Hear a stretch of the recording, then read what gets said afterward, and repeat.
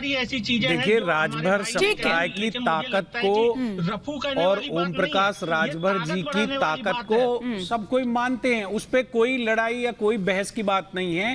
अब राजपाट मिल गया है, आपको बधाई। क्या आज आप कोई आश्वासन दे सकते हैं जो युवा शिक्षक भर्ती के लखनऊ में बैठे हैं और जो डंडे खा रहे हैं, जिन्होंने पूरा वहां पार्क में बैठे हुए पूरा जनता की सेवा करने का माध्यम मिल गया है, उनके लिए कोई आज आप आश्वासन दे सकते हैं? उनकी नौकरियों के बारे में कोई कुछ बोल सकते हैं? ठीक है, तो ठीक, हम ये जानना एक एक कर मैं एक एक ओपनिंग कमेंट सभी का ले लूं, उसके बाद काउंटर रिएक्शन भी आप लीजिएगा। जैनेंद्र जी, मैं आ रही हूं एक बार। कौशलकांत मिश्रा जी, जाति से लेकर सहयोगी दलों तक, पूर्वांचल से लेकर पूरब से लेकर पश्चिम तक आपने सभी कुछ यहां पर साध लिया है। वो जो आपका मिशन है उसके और करीब ये क्या आपको लेकर जा रहा है? क्योंकि दुष्यंत नागर जी तो कह रहे हैं कि रफू कर रहे हैं आप और कुछ नहीं कर रहे हैं। जी बिल्कुल।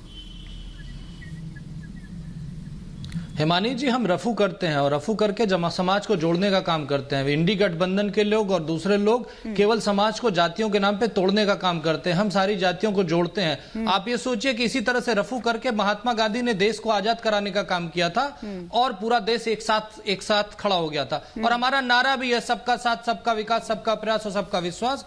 उसी विश्वास को साथ में रखते हुए आज सबका मान, सबका सम्मान और देश की शान की बात कर रहे हैं। और सभी लोगों को बराबर का हक मिले, सभी समाज के लोग एक साथ जुड़े, यही हमारा नारा है और हम इसी नारे के साथ आगे बढ़ते रहें। दूसरी तरफ इंडी गठबंधन के लोग केवल जातियों में तोड़ो, हिंदुओं को बांटो, माइनॉरिटीज को जोड़ो और राजनीति में तुष्टीकरण को लाओ और राज करने का 5 साल प्रोजेक्ट चलाते हैं। हम 2047 की बात कर रहे हैं, जबकि हम विकसित राष्ट्र बनेंगे। कोई भी पॉलिटिकल पार्टी आज तक कभी भी किसी भी इलेक्शन में नहीं गई जो पिछले अगले 25 सालों की बात करती है। हम 25 साल ही नहीं, अगले 1000 साल की बात करते हैं, जब भारत को विश्व गुरु तानाशाही बता रहे हैं, उसको तो वो तानाशाही बताते हैं। तो आपको ये कहना चाहता हूं, रफू करते हैं और सभी को जोड़ते हैं। ठीक है, ठीक है। एक कमेंट से क्या हो गया देखते देखते महात्मा गांधी जी, चलिए धन्यवाद आपने गांधी जी को कोट किया, लेकिन कहां तो आप हिंदू एक, आज जाति जाति की बात कर रहे हैं, एक एक जाति को। आप तो हिंदुत्व की बात करते थे, एक हिंदू जाति विहीन समाज। ये सोच कैसे बदली? और आप ये क्या इंडिया का झटका है या पीडीए का झटका है? कितनी छोटी सी सोच है, पता नहीं छोटी सोच किसकी है। जवाब दे दीजिए, फिर अब्बास हैदर का रुख करूंगी। व्यवस्था केवल हिंदुओं में निजी हमले कर सकते हो आप, हम जाति की बात करते हैं, सवाल का जवाब नहीं दे सकते। और ये लोग जब जाति की बात करते हैं तो केवल हिंदुओं को तोड़ने की बात करते हैं। हम जोड़ने की बात करते हैं, हम सशक्तिकरण की बात करते हैं, कमजोर के सशक्तिकरण। जातियों की बात तो आप भी करते हैं ना कौशलकांत जी, जोड़ करके ये कर रहे हैं आज। और आप हमेशा जातियों में तोड़ने की बात करते हैं। फर्क है, लेकिन जातियों की बात आप भी करते हैं, ये तो मान रहे हैं ना आप भी, ये तो मान रहे हैं ना आप भी। लेकिन अब्बास हैदर जी कैसे देख रहे हैं आप इसको? उधर आ रहे का सम्मान देना, ठीक है मिश्रा जी, आ रही हूँ एक बार अब्बास हैदर, यही तो नारा, एक बार अब्बास हैदर को ओपनिंग कमेंट आ जाए। ओबीसी की भागीदारी को जो कम थी, सुनने के लिए नहीं बैठे, नहीं, बोलने के लिए। ठीक है अब्बास जी, थोड़ा सा आप जब पैनलिस्ट बुलाएं तो उनको बराबर का समय देने का कष्ट करें। जी। देखिए, पहली बात यह है, कल ओम प्रकाश राजभर जी कह रहे थे कि मैं भारतीय जनता पार्टी की जो लोकसभा प्रत्याशी है उनका विरोध करूंगा। आज वो राजभवन में जाकर के शपथ लेते हैं। इससे पहले जब मुख्यमंत्री जी की गाड़ी राजभवन की ओर जाती थी, सारे जो सहयोगी दल थे, उनके जितने नेता थे, वो खुश हो जाते थे कि शायद हमारा नंबर आया। पिछले 1 साल 1.5 साल से हम लोग सुन रहे हैं अब की होली, अब की दिवाली। खैर चलिए, मैं उनको शुभकामनाएं दूंगा कि वो मंत्री बने। लेकिन सवाल ये है कि अब आप जनता के बीच में किस मुंह से जाएंगे? आप प्रधानमंत्री मोदी जी को दुनिया का सबसे बड़ा झूठा कहते थे, मुख्यमंत्री को किस प्रकार के शब्दों से आपने नवाजा है, मैं आपके चैनल पे वो कह भी नहीं सकता हूं कि वही ओम प्रकाश राजभर जी हैं। ओम प्रकाश राजभर जी भारतीय जनता पार्टी का विरोध करके चुनाव लड़े और 6 सीटें जीती। मैं मानता हूं जितने लोगों ने आज शपथ ली है उसमें दारा सिंह चौहान जी का मैं सम्मान इसलिए करता हूं कि कम से कम क्योंकि वो पाला बदलते रहते हैं, कभी सपा में जाते हैं, कभी बसपा में जाते हैं, और आज बीजेपी ने तोहफा दे दिया। हाँ नहीं, हिमानी जी बात पूरी हो जाने दीजिए। आखिर में आप मेरे पास आई हैं। भले ही दारा सिंह चौहान ने जो है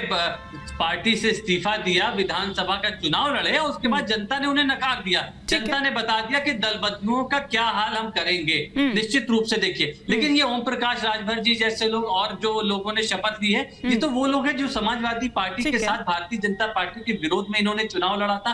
आज 1-1.25 साल से ये एनडीए के साथ में, क्या एक बार जातिगत जनगणना का शब्द इनके मुंह से सुना? क्या आपने बहुत सारी बातें कह दी अब्बास हैदर जी, बात करेंगे।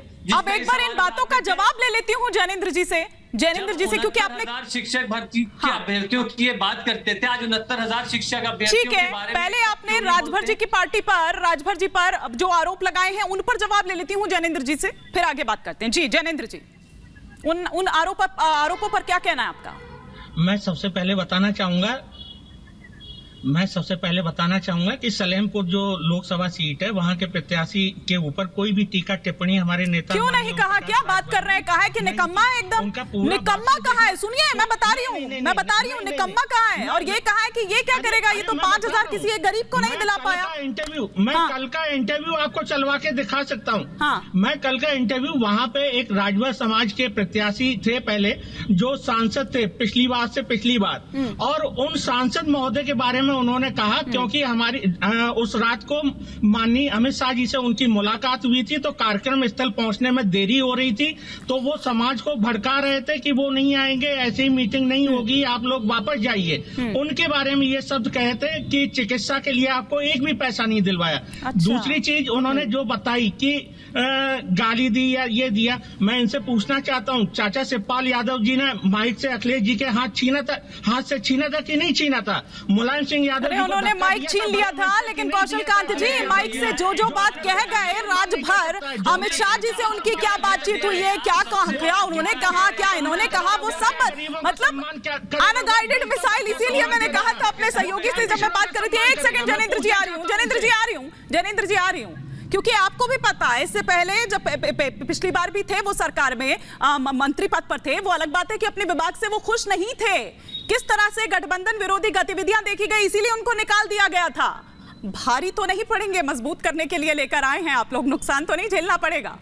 नहीं, मैं हिमानी जी, भारतीय जनता पार्टी ने अपने स्टैंड में कोई बदलाव नहीं किया है, उसकी विचारधारा बहुत साफ है, और जो भी आदमी उस विचारधारा से में एग्री करता है, जो उसका पालन करता है, उसका स्वागत है। और इसी का नाम है सबका साथ, सबका विकास, सबका प्रयास और सबका विश्वास। और सबके विश्वास और सबके साथ से देश की सरकार चल रही है और प्रदेश की सरकार चल रही है। लोग बदलते हैं, भारतीय जनता पार्टी का स्टैंड कभी नहीं बदला है। उसके विचारधारा, उसके मुद्दे, उसकी देश के लिए घनिष्ठता और निष्ठा हमेशा से फिक्स रही है। लोग बदलते रहे, भारतीय जनता पार्टी वही है, वही रहेगी। और इसीलिए प्रदेश की जनता यह नारा दे रही है, फिर एक बार मोदी सरकार, अब की बार 400 पार। और इसके आगे जाके कहती है कि सही चुना था, सही चुनेंगे, यही चुना था, यही चुनेंगे। तो सही चुना था, सही चुनेंगे, ये कहेंगे आप? रफू रफू कहते रहिए, आपकी रणनीति क्या है ये बता दीजिए। नारा है, हाँ। मैंने तो बोल दिया, पीडीए इंडिया अलायंस की रणनीति है पिछड़ा, दलित, आदिवासी का सशक्तिकरण और सत्ता में भागीदारी बराबर की।